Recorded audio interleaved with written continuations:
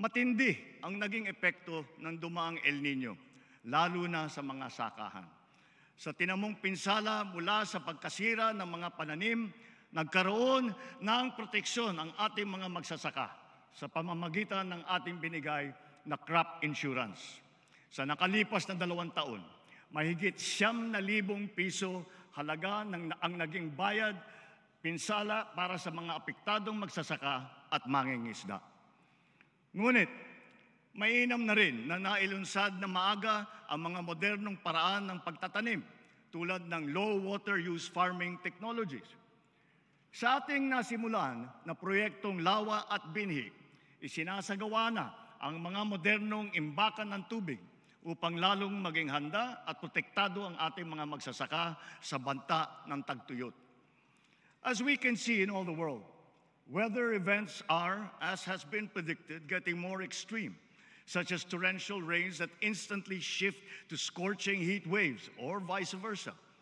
Our country's geographical location makes us highly vulnerable to the adverse effects of climate change. Precisely because of our inherent vulnerability, we are proactive advocates for heightened climate responsibility and justice on the global stage. To this end, we have secured a seat on the board of the Loss and Damage Fund.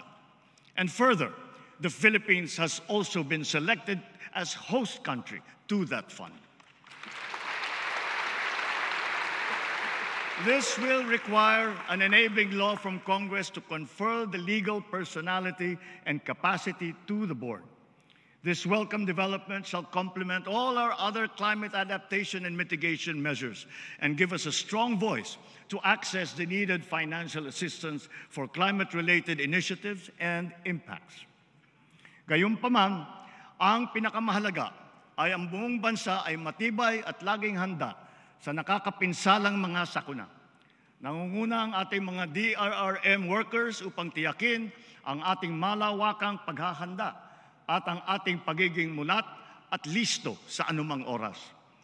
Bilang pangunahing paghahanda, nagtatayo tayo ng mga mahalagang infrastruktura na magsisilbing proteksyon at sentro ng koordinasyon, lalo na sa aspeto ng paghahatid tulong.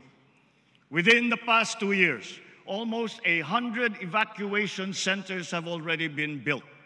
While in January of this year, we started the operations of our Disaster Response Command Center, which shall serve as a central hub for the government's disaster response efforts. Ngayon, sa pagpihit ng panahon, ang hagupit ng La Nina at mga matinding pag-ulan naman ang ating binabantayan at pinaghahandaan. Mahigit 5,500 flood control project ang natapos na at marami pang iba ang kasalukuyang ginagawa sa buong bansa.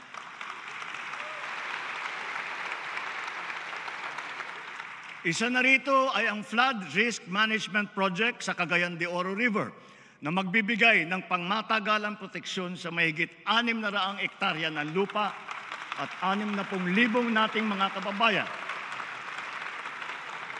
Isa pa ay ang proyekto sa Pampanga Bay na magsisilbing karagdagang lunas sa mga pagbabaha. Noong Enero, inilunsad natin ang Kalinisan sa Bagong Pilipinas, kung saan pinakilos natin ang ating mga barangay upang maglinis sa kani-kanilang komunidad. Sa 5 buwan lamang, mahigit 40,000 tonelada ng basura ang nakolekta ng mahigit 22,000 mga barangay sa buong bansa. Inaasahan ko ang tuloy-tuloy na suporta ng mga lokal na pamahalaan sa paglilinis ng ating pamayanan. Bilang halimbawa rin dito sa Maynila, nagsimula na ang malawakang pagtutulungan upang bigyang buhay muli ang Ilog Pasig.